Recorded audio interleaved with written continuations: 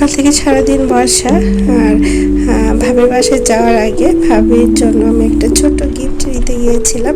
তো মার্কেটের সামনে গিয়ে দেখি স্কুল মার্কেটের সামনে এখানে রাস্তাটা তৈরি হচ্ছে নতুন। এখানে 30 ফিট রাস্তা হবে। তো এটা বোটানিক্যাল গার্ডেনের পিছন সাইডে। তো দেখুন বাচ্চারা সেই কাদা মাটি রাস্তায় দেখুন কি মজা করে খেলছে। ওদের দেখে আমার এত ভালো লাগছিল, ইচ্ছাই করছিল যে ওদের সাথে এই ভিজে ভিজে খেলা করি। তো আপনাদের সাথে সেটা শেয়ার করলাম। আসলে এই ভিডিওটা দেখে অনেকের হয়তো ছোটোবেলার কথা মনে পড়ে যাবে। তো ভাবলাম আমার প্রিয় দর্শকদের সাথে একটু আমার সেই বর্ষায় ভালো লাগা সময়টুকু শেয়ার করি। আর সকাল থেকে এত বর্ষা হচ্ছিল, ভেবেছিলাম আপনাদের সাথে আজকে আমি খিচুড়ি আর গরু মাংস শেয়ার করব, মানে সেটা রান্না করব।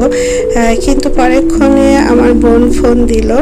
তো আমরা দুজন ভাবলাম যে সারাদিন এত বর্ষা হচ্ছে, যদিও মাংস রান্না করেছিলাম তো সেটা আর ভিডিও করা হয়নি। মনে করলাম যে না একটু বাইরে থেকে ঘুরে আসি। আর সেটা ছোট ছোট ফুটেজ নিয়েছিলাম, আপনাদের সাথে শেয়ার করলাম।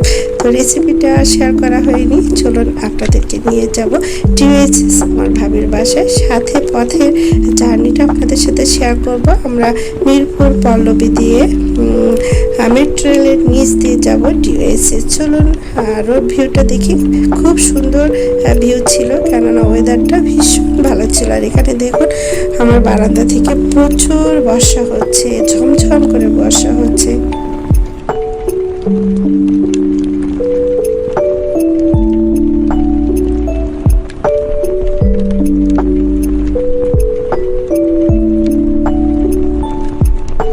সারাদিন এত বর্ষা হয়েছে, তো বর্ষা হলেই তো আমার আবার একটু বাইরে ঘুরতে ইচ্ছা করে, বাইরের ওয়েদারটা এনজয় করতে ইচ্ছা করে। তো কোথায় যাব ভাবছিলাম, তো মনে করলাম যাই ভাবির বাসায় যাই। আর ভাবিকে না বলেই গিয়েছিলাম ভাবিকে সারপ্রাইজ দিতে। আর এখন বর্ষার মৌসুম, এখন কিন্তু আপনি নার্সারিতে খুব ভালো ভালো গাছ পেয়ে যাবেন। তো অনেকেই চান গাছ লাগাতে, লেবু গাছ বা যে কোনো গাছ। তো এই সময় নার্সারি থেকে আপনারা গাছ কালেক্ট করবেন, কেননা এই সিজনটা বাসায় গাছ আনার জন্য সবচেয়ে ভালো সময়। নার্সারিতে খুব ভালো ভালোই গাছ পাওয়া যায়। আর এটা হলো আমার বারান্দা, আমার পাখি আর আমার লেবু গাছ। তো মাশাআল্লাহ আমার লেবু গাছটায় অনেক লেবু হয়। আর এটা দেখে সবার একটু আগ্রহ হয়। ভাবিও বলেছিল ভাবির একটা লেবু গাছ কিনে দিতে।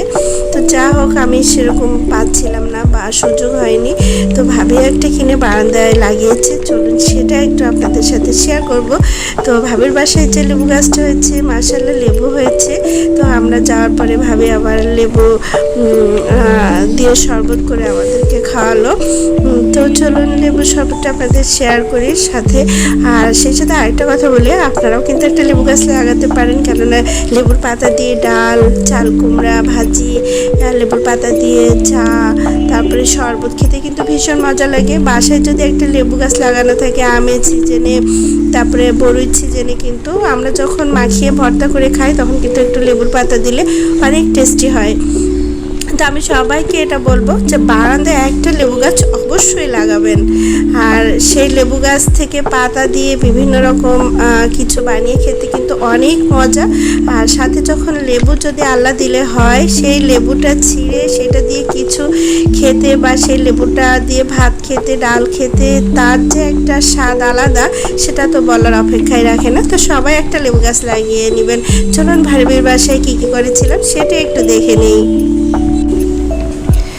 তো আমাদের এই ভাইয়ার বাসা তো নতুন কিছু না, এটা আমরা সবসময় আপনাদের সাথে শেয়ার করি। এটা ভাইয়ার বাসা বলবো না, ভাবির বাসায় বলবো, কেননা ভাবি তার মনের মতো করে বাসাটা সাজিয়ে গুছিয়েছে। তো আমি যখনই তো ভাবির বাসায় যাই আপনাদের সাথে ভাবির বাসার কিছু ফুটেজ শেয়ার করি, আপনারাও আইডিয়া নিতে পারেন। ভাবির বাসার বিভিন্ন ডেকোরেশনটা আপনাদের সাথে শেয়ার করি। তো এখানে ভাবির মেয়ে এখন শরবত বানাচ্ছে, আমরা সবাই শরবত খাবো।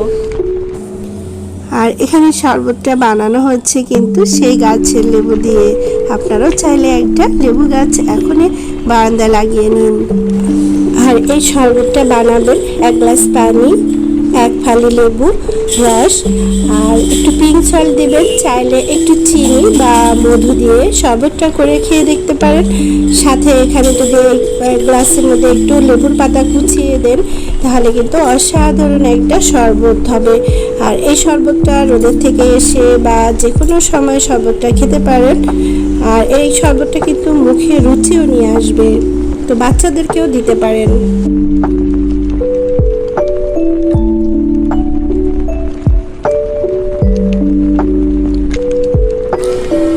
আর সবচেয়ে বড় যে জিনিসটা হলো আমাদের বাচ্চা, আমারও আমার বোনের বাচ্চা এবং ভাবির বাচ্চারা প্রায় দীর্ঘ আমরা 10 বছর একসাথে, ওরা সবাই বড় হয়েছে, দীর্ঘ একসাথেই ছিলাম পাশাপাশি সবাই।